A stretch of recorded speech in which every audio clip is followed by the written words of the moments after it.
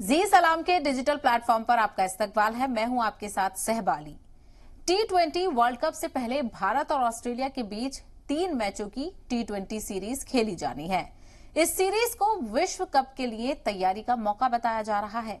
ऐसे में सबको लगा था कि दोनों टीमें अपनी बेस्ट प्लेइंग 11 के साथ उतरेंगी, लेकिन सीरीज शुरू होने से पहले ही ऑस्ट्रेलिया की टीम ने खेल कर दिया। उन्होंने क्या किया? ऑस्ट्रेलिया की टीम ने अपने 4 स्टार खिलाड़ियों को टीम के साथ भेजा ही नहीं, और ये 4 खिलाड़ी हैं David Warner, Mitchell Marsh, Mitchell Starc और मार्कस स्टोइनिस। कहा जा रहा है कि वार्नर इस सीरीज से रेस्ट करेंगे, तो वहीं मार्श, स्टार्क और स्टोइनिस चोटिल हैं। लेकिन कुछ दिन पहले ये खिलाड़ी न्यूजीलैंड के खिलाफ सीरीज में खेल रहे थे, तो अचानक वो चोटिल कैसे हो गए? ये बात इतनी आसानी से पचने वाली नहीं है। इसके पीछे क्या वजह हो सकती है? आइए थोड़ा समझने की कोशिश करते हैं।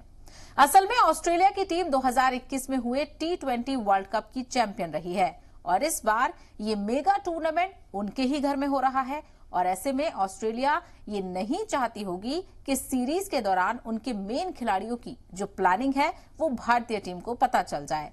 इसलिए माना जा रहा है कि ऑस्ट्रेलिया ने अपने 4 मैच विनर्स को भारत आने से रोक दिया है, या फिर मैच विनर्स को एक्सपोज नहीं करना चाहते कंगारू, और हो सकता है कि अपने खिलाड़ियों को तरोताजा रखना चाहती है ऑस्ट्रेलियाई टीम। ऑस्ट्रेलिया वर्ल्ड कप में पूरी एनर्जी के साथ उतरना चाहेगी। ऐसे में वो हर हाल में चाहेगी कि ट्रॉफी उनके नाम हो। भारत वर्ल्ड कप जीतने का प्रबल दावेदार माना जा रहा है।